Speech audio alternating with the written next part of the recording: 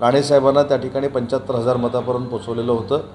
हे राणेसाहेबांना देखील माहिती आहे आणि म्हणून माझा मतदारसंघ भाजपला मागणं किंवा माझ्यावर आक्षेप घेणं याची सगळी तक्रार ही देवेंद्रजींकडे केली पाहिजे। देवेंद्रजींनी गृहमंत्रालय त्यांच्याकडे आहे, त्याच्यातून त्यांनी माहिती घ्यावी। आपल्या सगळ्यांनाच माहिती आहे की माझे मोठे बंधू देखील या निवडणुकीसाठी इच्छुक होते आणि त्यांना उमेदवारी न मिळाल्यामुळं माझ्या मतदारसंघामध्ये फार मोठी नाराजी होती।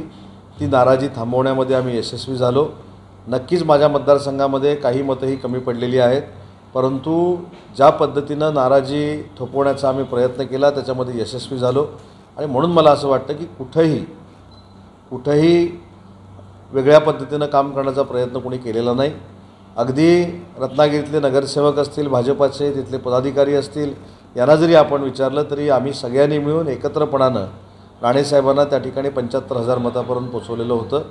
हे राणेसाहेबांना देखील माहिती आहे आणि म्हणून माझा मतदारसंघ भाजपला मागणं किंवा माझ्यावर आक्षेप घेणं याची सगळी तक्रार ही देवेंद्रजींकडे केली पाहिजे। देवेंद्रजींनी गृहमंत्रालय त्यांच्याकडे आहे, त्याच्यातून त्यांनी माहिती घ्यावी आणि त्याच्यातनं उदय सामंत पालकमंत्री म्हणून जर प्रचारामध्ये कुठं कमी पडला असेल तर त्यांनी ते जाहीर करावं। आणि परंतु लोकशाहीमध्ये प्रत्येकाला कुठचाही मतदारसंघ मागण्याचा अधिकार आहे, तसा कदाचित निलेशजींनी मागितलेला असेल आणि म्हणून त्यांच्यावर आक्षेप घेणं किंवा त्यांच्यावर रागावणं हा काय भाग होऊ शकत नाही।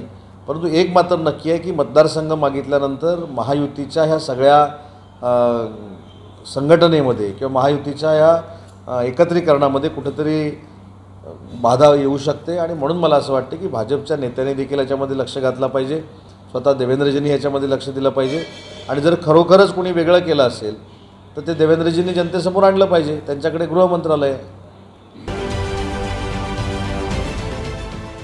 देश विदेशातील प्रत्येक घडामोडींचे लाईव्ह अपडेट मिळवण्यासाठी आता साम टीव्हीच्या सर्व सोशल मीडिया प्लॅटफॉर्मला लाईक, फॉलो आणि सबस्क्राईब करा। तसंच सर्व नोटिफिकेशनसाठी बेल आयकॉन प्रेस करायला विसरू नका।